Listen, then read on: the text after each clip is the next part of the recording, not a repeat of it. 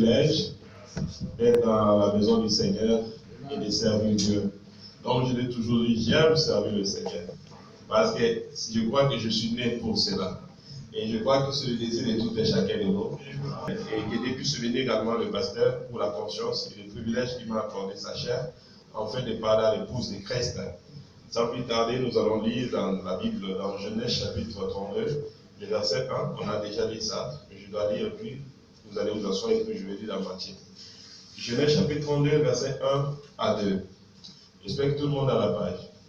Genèse chapitre 32, et verset 1 en 2. Jacob poursuivit son chemin, et les anges de Dieu les rencontrèrent. En le voyant, Jacob dit, c'est le camp de Dieu. Et il donna ce lieu le nom de Manaïm. Qu'il puisse finir avec sa parole. Priez de vous asseoir. Et je vais continuer la moitié. Chapitre 4. Amen. Le verset 11, la Bible dit, alors le diable le laissa. Point. Amen. Et voici, des anges vinrent auprès de Jésus et les servaient. Amen. Les anges au pluriel vinrent auprès de Jésus et les servaient. Et par la grâce de Dieu, nous continuons toujours sur notre grand thème, le ministère des anges. Nous avons vu Jacob également, qui a rencontré des anges, non pas un ange. À Manaïm, il a rencontré des anges et il nomma ce lieu-là le camp de Dieu. Parce que c'est là qu'il a rencontré des anges. Qui sont les anges? Selon la définition que l'apôtre nous donne à Hébreux, chapitre 1, le verset 14, il dit, ne sont-ils pas tous des esprits au service de Dieu, envoyés pour exercer un ministère en faveur de ceux qui doivent hériter du salut? Amen. Et notre texte de base que nous avons tiré du frère Wana, où nous parlons souvent dans le message de la commission de Moïse, au paragraphe 21, le prophète dit ceci, quelqu'un me parlait ici, il n'y a pas longtemps, disant, mais frère Branham éclaircit sa voix. Pardonnez-moi, il dit, après la venue du Saint-Esprit, il n'y a plus d'anges qui conduisent l'Église ni les individus. Amen. Branham dit, non monsieur. Et l'homme l'a dit, non monsieur. As-tu dit, c'est le Saint-Esprit qui nous conduit?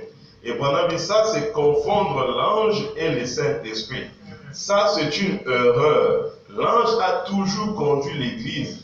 Et il continue à conduire l'Église. C'est-à-dire les anges de Dieu ont toujours conduit l'Église et continuent à conduire l'Église.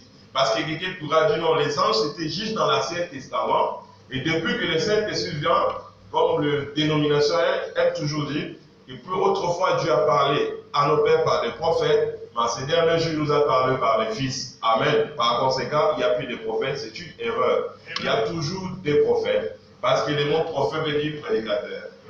L'autre fois, le matin, j'accompagne mon fils à l'école, Joseph, le petit. Le matin, juste, on marche un peu, il m'a regardé. Il me dit, papa, tu es prophète. Je dis, Joseph, pourquoi tu dis ça? Tu as vu ça dans son Dieu t'a dit? Il a dit, non. Mais n'est-ce pas que tu prêches à l'église? Ça veut dire comment que même les enfants comprennent l'enseignement. Ah oui. Maintenant, si tu es une grande personne, tu ne comprends pas, ça veut dire que tu viens, tu dors. Si les enfants arrivent à comprendre, même Anne a écrit, j'avais dit ça le vendredi, a écrit à Joseph un message. Il a bien dessiné Joseph, l'a griffonné, mais il a écrit, et sans erreur, paraît que l'écriture n'est pas ça, mais quand tu lis, il a écrit, ne sont-ils pas tous des esprits au service de Dieu, envoyés pour exercer un ministère? Et quand elle est venue à l'église ici, ils étaient assis là, et puis il a glissé ça, Joseph, la lettre, point. Vous voyez que même les enfants comprennent ça, c'est très important, parce que les enfants ont aussi des anges. Et quand il avait dit que les enfants ont des anges, ils ont bien compris. Et Joseph m'a dit, mais papa, parce que tu prêches à l'église, ça dit, prophète veut dire un prédicateur. Amen. Et si Dieu t'a appelé à être un prédicateur, ou pas, tout et chacun de nous est prédicateur, d'autres le prêchent du haut de la chair, et d'autres le prêchent également par leur vie, en fait. C'est aussi ce qui était le désir du prophète Moïse. Il a dit que laisse que toute la maison d'Israël soit composée des prophètes. Nous allons le voir que la dispensation du Saint-Esprit, lorsque cela est venu, cela n'a pas mis fin à la visitation ou la conduite des anges. C'est ce qu'on dit dans le message Dieu dans son peuple. au paragraphe 33, Branham dit, la dispensation du Saint-Esprit est arrivée. Quelqu'un le croit? Amen. Ok. Et Branham dit, et a continué, et continuera avec les anges au service de l'Église. Quelqu'un peut dire Amen? Amen. La dispensation du Saint-Esprit est venue. Et cela continue. Et continuera avec les anges, au pluriel, au service de l'Église. Es-tu l'Église du Dieu vivant? Par conséquent, les anges doivent être à ton service. Non pas que c'est toi qui commandes les anges. Non. Mais ce sont les serviteurs de Dieu. Mais Dieu les met sous votre service parce que vous êtes des fils et filles de Dieu. Amen. Voilà, dit certainement. Mais ce sont les esprits ordonnés de Dieu, envoyés de Dieu pour accomplir des événements. Tous les hommes qui ont eu un appel spécial là, tout au long, à travers les âges, les anges ont visité ces hommes. Voilà dit non pas l'adoration des anges. Elle est fausse, comme celui des Mormons. Amen. L'adoration, le culte des anges est fausse, interdit. Mais les anges ont toujours visité les gens qui ont un appel spécial. Ça veut dire un grand appel. C'est où vous allez voir que Jésus, qui est le Dieu Tout-Puissant, après qu'il fut tenté par le diable, afin qu'il a combattu avec la parole, il a été trouvé vainqueur. La Bible dit que les anges vinrent le servir. Et vous allez voir que dans la vie de Jacob, il y avait toujours des anges. C'est pourquoi vous ne devez pas dissocier les anges avec la chrétienté ou avec notre religion. Amen. Parce que le mot ange veut dire messager. Et Dieu continue et continuera toujours avec les anges. Donc Jésus, qui est le Dieu Tout-Puissant, avait besoin d'anges. Et quand il a discerné, Philippe a vu, il était dans l'étonnement de voir le discernement. Jésus a dit, tu t'étonnes par rapport à ce que tu as vu, mais tu verras encore des choses encore plus grandes. Désormais, vous verrez le ciel ouvert et les anges de Dieu monter et descendre sur le Fils de l'homme. C'est au Branham dit que lorsque Dieu envoie un de ses serviteurs, Amen. Comme je dis, tous nous sommes des serviteurs de Dieu. Mais lorsque Dieu envoie un de ses serviteurs, il envoie également un ange pour pouvoir le oindre. Comment? Dans les types, ça ne marche jamais. Lorsque Dieu a envoyé David et qu'il avait destiné David à être roi, Dieu a envoyé Samuel, l'ange terrestre, pour aller oindre l'ange terrestre, le messager David, afin qu'il reçoive l'onction. Et l'onction dans un ange vient toujours par la visitation d'un ange. Amen. Vous rejetez un messager, vous rejetez votre onction. C'est pourquoi vous pouvez avoir l'onction, mais vous n'avez pas de Saint-Esprit. Parce que l'onction que Jésus avait sur lui, il est écrit que l'Esprit du Seigneur éternel est sur moi, Ésaïe 61. Mais lorsque vous lirez dans Ésaïe 11, vous allez remarquer, Dieu dit que je mettrai sur lui l'esprit de sagesse, l'esprit de, si vous comptez, ça fait 6. Et ça, c'était l'onction qui était sur le Seigneur Jésus. Et pendant dit c'était l'onction messianique. C'était la plus grande onction qu'aucun être humain a dû porter. Mais lorsque cela était sur Jésus, il n'a même pas prié. Il n'a même pas tremblé, mais il a commencé à prononcer des paroles de grâce. Et pourtant, tous ces dons étaient en lui, tous ces pour l'Esprit du Seigneur étaient en lui. Donc, tous les hommes de Dieu, quand il y a un appel spécial, ont été toujours visités par des anges. Amen. Vous allez le remarquer, la Bible dit ceci. Et tout enfant de Dieu également qui craint Dieu, les anges de Dieu ou l'ange de l'Éternel campent tout autour de lui. Dans Psaume chapitre 34, le verset 7. D'autres versions, le verset 8, la Bible dit ceci. L'ange de l'Éternel campe tout autour de ceux qui le craignent. Et il les arrache du danger. C'est l'ange de l'Éternel qui campe tout autour de nous. Et qui nous arrache du danger. Amen. Amen. Et lorsque vous attendez que l'ange de l'Éternel campe tout autour de vous, ça ne veut pas dire que c'est Dieu lui-même Je veux comprendre. En personne qui est avec toi, non. Quand on dit que Dieu est omniprésent, qu'il est partout, ça ne veut pas dire que Dieu est partout, comme le vent. Non. Ça, c'est une erreur. Dieu, dans sa théophanie, ne peut pas être partout en même moment, dit frère Branham. Mais ce qui fait qu'il soit partout, c'est parce qu'il est omniscient. Pourquoi il est omniscient? C'est parce qu'il est omnipotent. Omniscient veut dire qu'il connaît toutes choses d'avance. Pourquoi il connaît toutes choses d'avance? C'est parce qu'il est tout puissant. Amen. Donc sa toute puissance fait de lui un omniscient et son omniscience fait qu'il est présent partout. C'est-à-dire, lorsque tu es en difficulté, avant que tu sois en difficulté, il savait et lui ne vient jamais avant ni en retard. Il vient au moment. Maintenant, si ce sont des petites choses, il ne vient pas lui-même, il envoie des anges. Amen. Maintenant, dit les croyants en un. Le groupe d'anges. C'est les Français. Hein? Et pendant même virgule, le Saint-Esprit campe tout autour.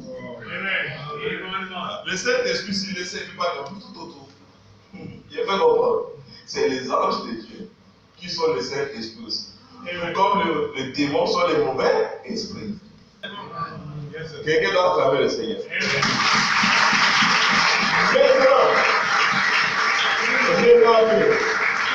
Le Saint-Esprit qui est l'âme du Seigneur et les anges viennent, ils peuvent camper tout autour de toi. C'est en ordre. C'est au Branham dit dans le message, je n'ai pas ta parole plutôt.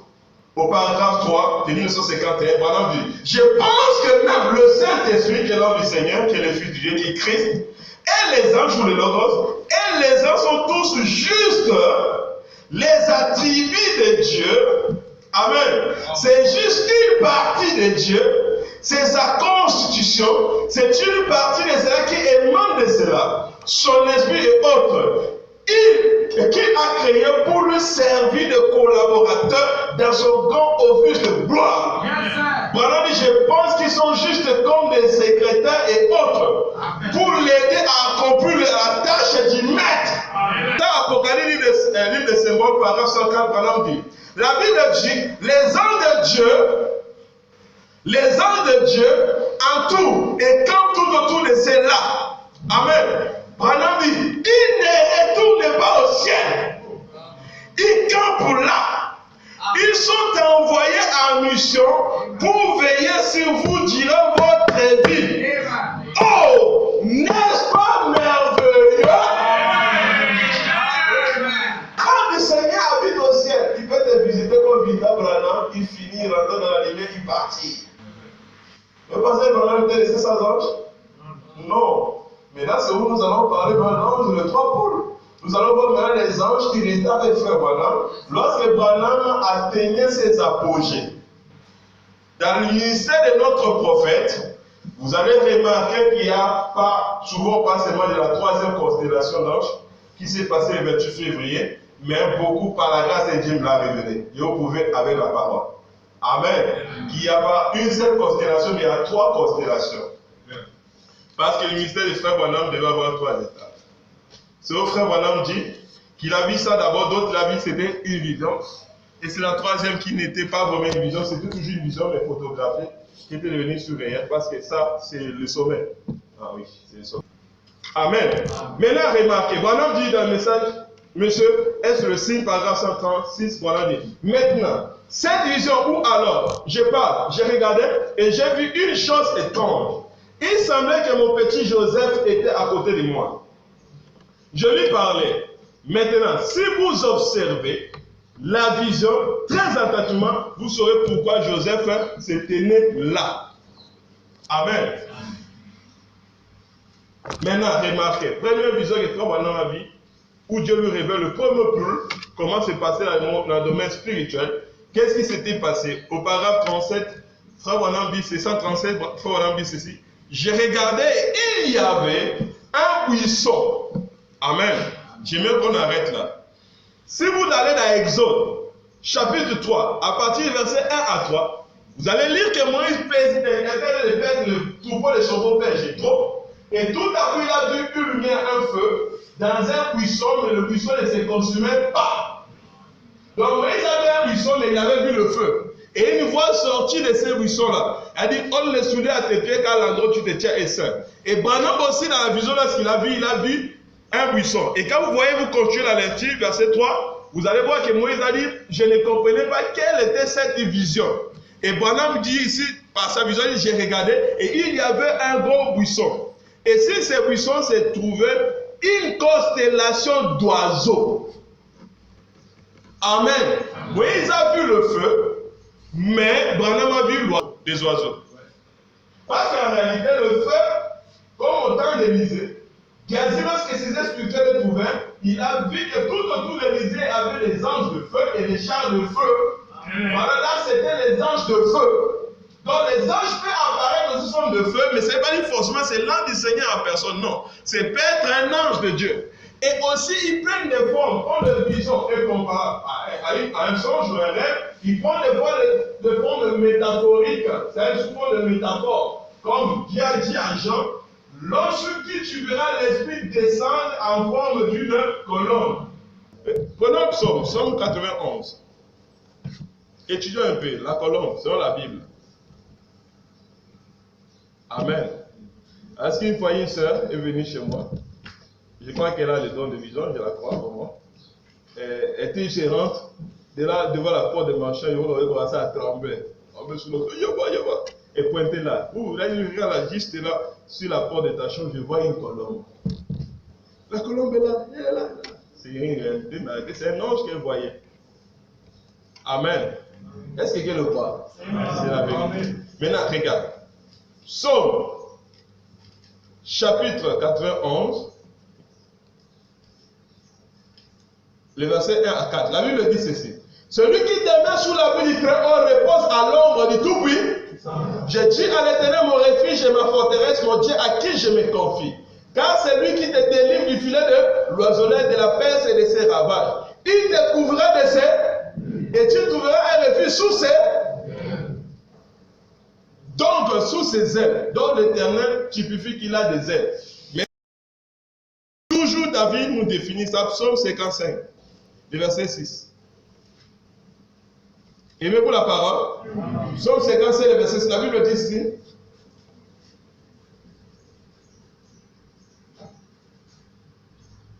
D'autres versets, c'est le verset 7. Nous commençons 6 à 7. La crainte et l'épouvante m'asseyent. Et les frissons m'enveloppent. Donc, quand la présence du Seigneur l'ange est là, tu sens des fois les frissons sur ton corps. Tu as une crainte, comme Branham dit, quand la présence de l'ange vient, te donne une crainte, c'est-à-dire une présence. Voilà, c'est ce que David explique. Pourquoi? C'est ça la présence de l'ange, c'est comme ça qu'on reconnaît ça aussi. Amen. Et les frissons m'enveloppent. J'ai dit, oh, si j'avais les ailes de la colombe, je m'envolerais. Amen. Et je trouverai le repos. Maintenant, la aile de la colombe là ressemble à quoi? Psaume chapitre 68, le verset 14. Amen. Vous voyez que ce n'est pas une colombe comme tous les autres colombes en fait. Peut-être un jour quelqu'un verra ça dans une vision. Donc quand tu vois, sache que secrètement c'est un ange que tu es en train de voir. Amen. Psaume 68, le verset 14. C'est la Bible, hein? Ah oui, on doit étudier.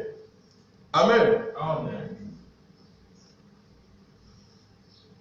Ok, verset 14. Tandis que vous reposez au milieu des étables, les ailes de la colombe sont couvertes de quoi? Et son plumage est d'or. Donc tu peux voir une colombe en train de voler, il dégage des lumières comme de l'or. Parce que l'or représente la divinité, là tu es en train de vivre une expérience angélique. Amen. Amen. Maintenant là ici, ils ont pris la forme des oiseaux. J'ai regardé, il y avait un buisson. Et si ces buissons se trouvaient une constellation, ça c'est la première constellation hein, d'oiseaux. Et de tout petits oiseaux d'environ 1 cm de long et 1 cm de haut. Souvent 1 cm. Qui connaît 1 cm? Tout le monde connaît, non? Si vous ne connaissez pas l'époque de la règle, vous voyez 1 cm. Regarde la vision du frère Bonhomme. Comment il est arrivé à mesurer ça? C'est-à-dire, peut-être quand tu peux voir ça de loin, ça juste comme un point de lumière. C'est pas grand, hein? Faut comment Dieu se manifeste. Il peut se manifester d'infiniment petit à infiniment grand. Mais souvent, quand Dieu se révèle, il se cache et se fait connaître dans la simplicité petit. Petit. Pendant que je prie, je vois une petite lumière qui est en train de tourner. Hein, c'est un ange. Je sens comme si quelque chose a battu les états. C'est un ange. Amen. Et Branham dit, de tout petits oiseaux d'environ 1 cm de long et 1 cm de haut. Branham, c'était des petits vétérans. Et leurs petites plumes étaient rabattues. Il y avait environ 2 ou 3 sur la branche du faîte, au sommet, 6 ou 8 sur la branche 15 ou 20 sur la suivante encore. Amen. Cela descendait ainsi en forme de pyramide. Amen. Première constellation pyramidale. Paragraphe 138, Branham dit, ces petits oiseaux, ces petits messagers. Amen. Messagers dit ange.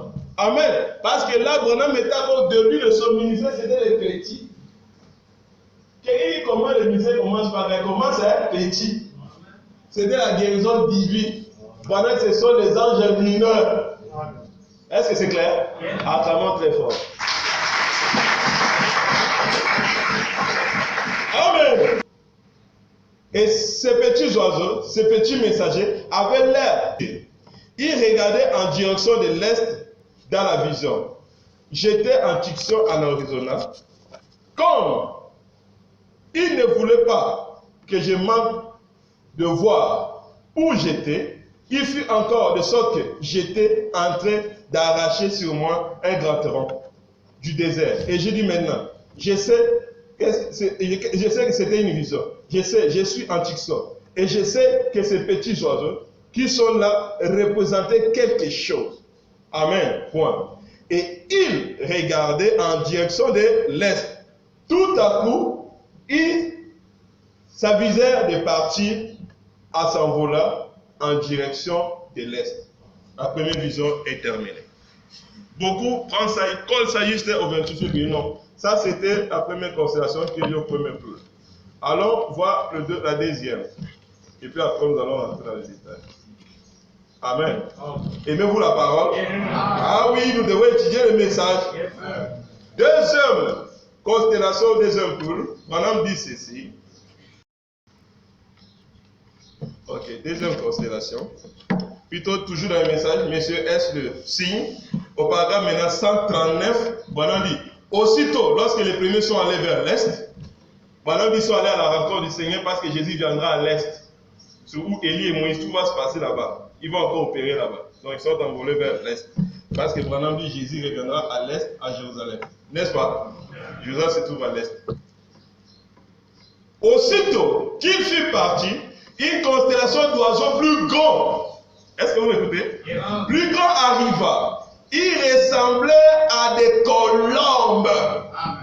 Amen. Avec des ailes effilées et pointues, d'une couleur gris. Amen. Gris, mais un peu plus clair que ces premiers petits messagers. Amen. Ok. Il allait très rapidement à la direction de l'est. Aussitôt, tous vont toujours vers l'est. Aussitôt, il disparut de ma vie. Je me tournai à nouveau pour regarder vers l'ouest et la chose arriva. Une déflagration qui secoua, amen, qui secoua en tout fait toute la terre. Il y eut une déflagration qui secoua en toute la terre. Maintenant, ne manquez pas ceci. Et vous qui écoutez la bande, soyez sûrs de bien comprendre ceci. Acclamons très fort notre Père. Est-ce que vous comprenez ceci?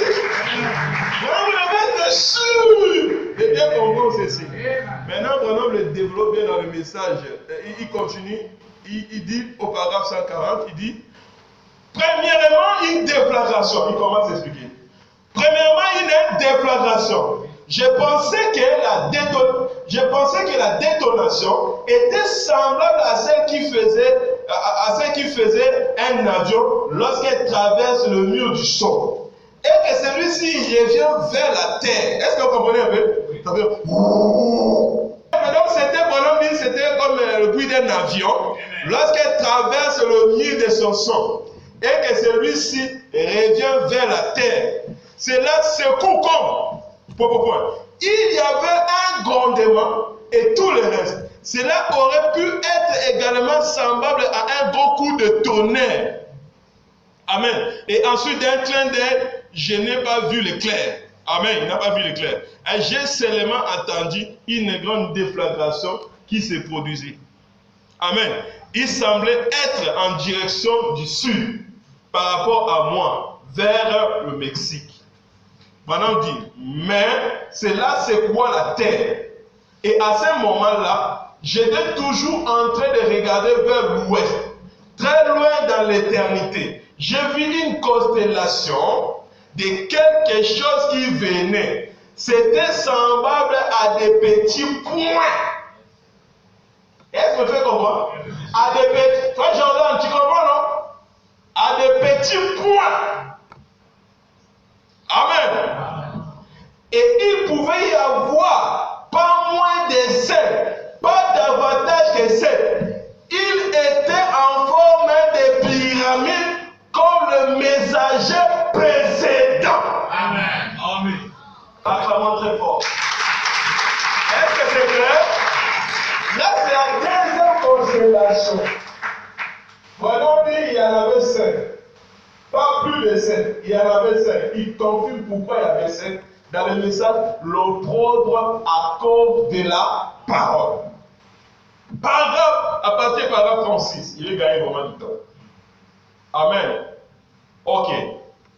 Bonhomme dit, je le revois. Il avait la tête à peu près tournée à côté. Les ailes pointaient vers l'arrière. Amen. Armés de pieds en cap. Ils sont arrivés. Amen. Pendant souffla pour imiter le bruit des anges. Et lui, il a dit les colonnes. Amen. Nom de l'éditeur. Comme ça. Et ils sont descendus tout droit.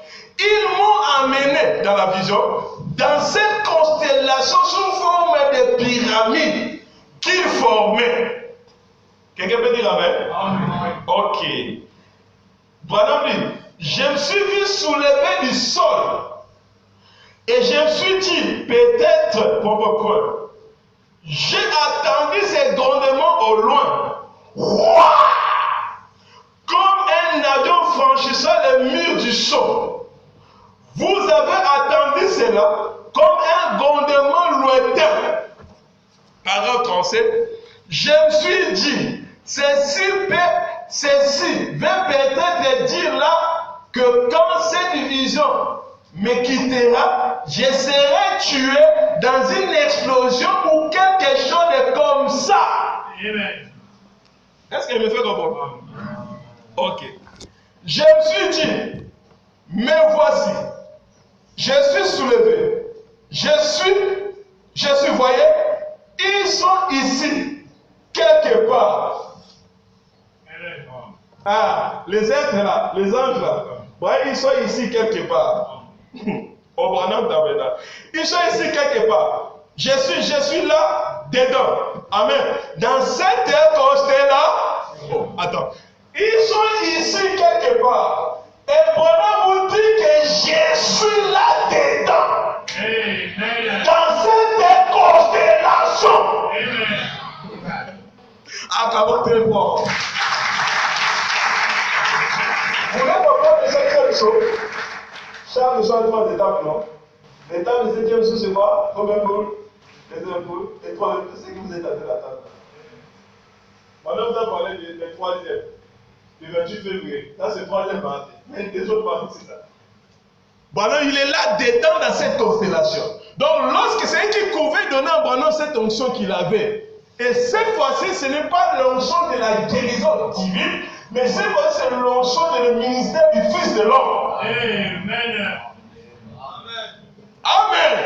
Voilà, si les gens connaissaient, ça l'a chopé beaucoup. On dit, mais comment les gens, oui, Jésus avait dit ça. Désormais, vous verrez les ciels être ouverts. Et les gens devaient monter et descendre sur le Fils de l'homme. Lorsqu'ils descendent, ils forment la forme pyramidale. Et là, si l'arbre épouse Jésus sont descendus, si l'arbre épouse Branham, les anges sont descendus. Vous ne croyez pas? Jésus dit ici dans Matthieu chapitre 13 que le royaume de cieux est semblable au grain de sénévé. Lorsqu'on le sème, c'est petit, mais lorsqu'il a grandi, il devient plus grand que même les légumes. Il a dit, alors les anges, oiseaux du ciel, viennent et font leur demeure sous cet arbre-là. Oh, l'arbre représente un homme. L'arbre représente la parole. Les grains de sénévé, c'est la parole sans mélange. De la même manière que le pou était la parole, le pou doit être la parole.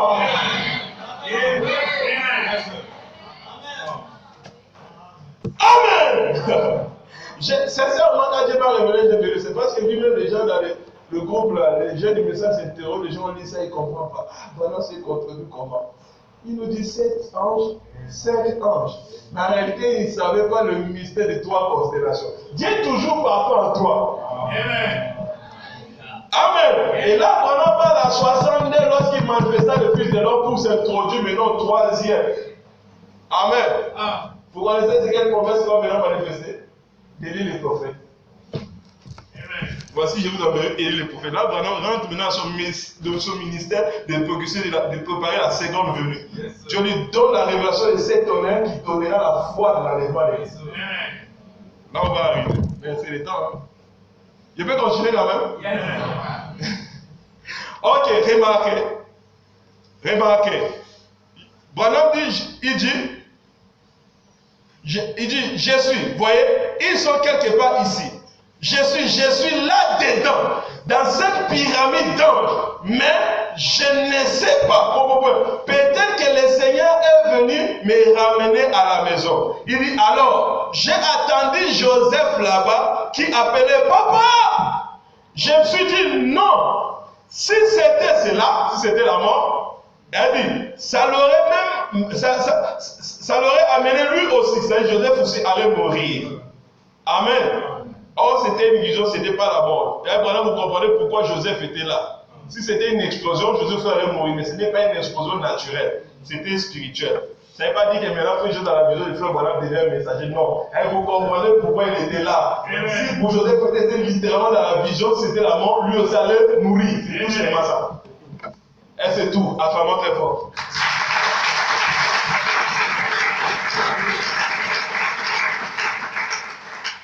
Et j'ai attendu, il a crié papa. Et je me suis dit non, si ça l'aurait l'amené lui aussi. Alors, quelque chose m'a dit, rappelez-vous, j'attends un message.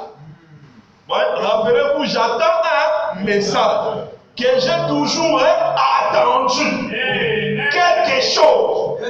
Amen. Paragraphe 24, on dit, mais ils sont arrivés là. Ils avaient une vitesse foudroyante.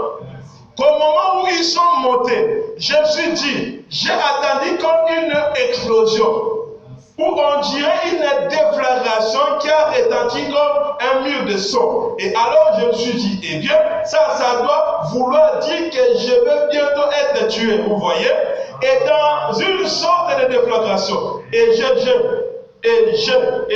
pendant que je pensais à ces choses, je me suis dit, non, ce n'est pas ça. En effet, si ça était une déflagration, ça aurait aussi emporté Joseph. Aussi, en effet, il parle encore et il pense que je suis là. Et j'ai attendu, ce n'est pas ça. Amen. Paragraphe 25. Voilà, on arrive. Paragraphe 25, frère mon ami. Et tout ça, c'était encore dans la vision. Amen. Et voilà, ce n'était pas vous voyez, c'était dans la vision. Puis, tout à coup, quand je me suis rendu compte que j'étais, il était autour de moi, je ne le voyais pas, mais j'avais été amené dans cette constellation sous forme de pyramide qui formait à l'intérieur de cette constellation d'anges des 5 anges. Point. Acclamons très fort.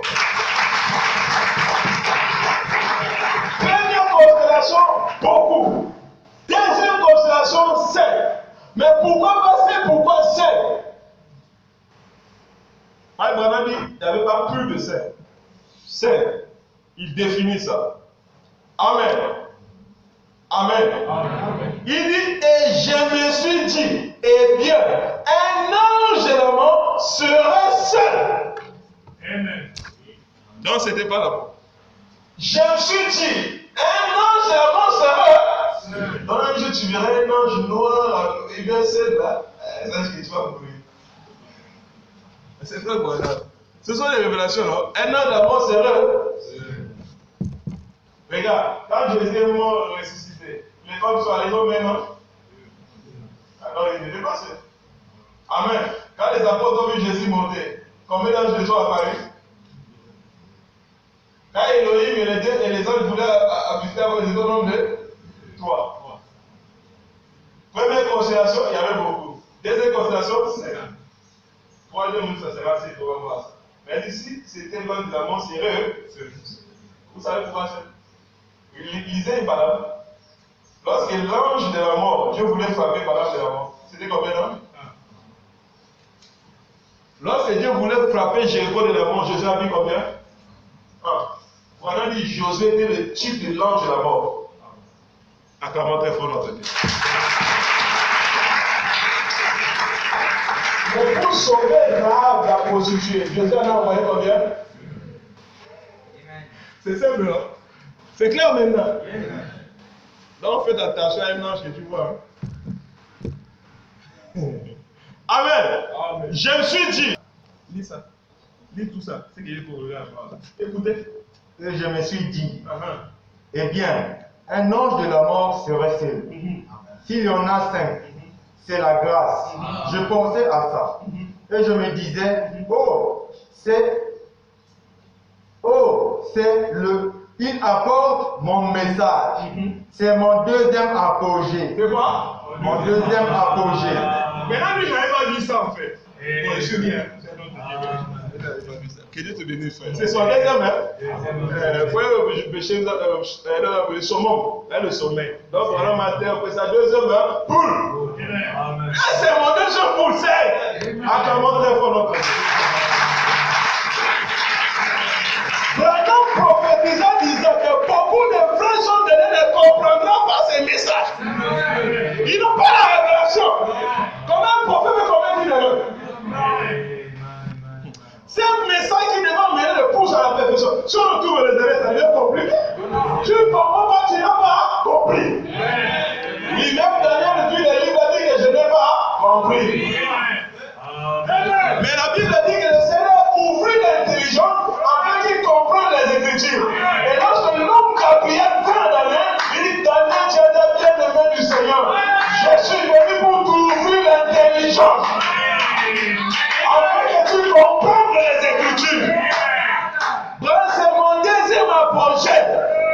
Il m'apporte le message de la part du Seigneur. Alléluia. Et je me suis écrié de toutes mes forces, aussi que possible. Oh Jésus! Que veux-tu que je fasse? Alors, cela m'a simplement quitté. Amen. Amen. Amen. Amen. C'est cela, frère. Amen. Vous pouvez continuer à lire ça à la maison, par exemple 38 et 39. Maintenant, je vais sauter. Je crois que parce que l'heure est partie, si je continue l'autre partie, vous n'allez pas comprendre. Donc, à un moment, on s'arrêtera et on verra la troisième constellation ou troisième poule après. Ouais, ça, c'est l'ange de la troisième poule. Hein. Je ne sais pas si on va prononcer les paroles. Ce sont ces êtres-là qui accomplissent les choses. Regardez maintenant dans le 7e saut. Paragraphe 309. Qu'est-ce que Branham nous dit? Il nous interprète ça. Il dit, voyez-vous, un premier groupe, c'était des petits oiseaux, au plus tout à fait rabattus. Vous en souvenez-vous? Je vais te le poser. Est-ce que vous vous en souvenez? Ok, mon ami. Et ils sont tous envolés vers l'est. Amen. Amen. Ils sont tous envolés vers l'est. Bonhomme dit, le deuxième groupe, c'était les oiseaux plus beaux. Amen. Plus brillants. Ils ressemblaient à des colombes avec des ailes pointues. Point. Est-ce que c'est la vérité? Ça, c'est deuxième apogée, deuxième poule. Voilà maintenant défini. Il dit maintenant, ils sont envolés vers l'est. Point. Voilà dit. Première poule. Deuxième poule. Et celui qui suivait, c'était des anges. Vraiment très fort.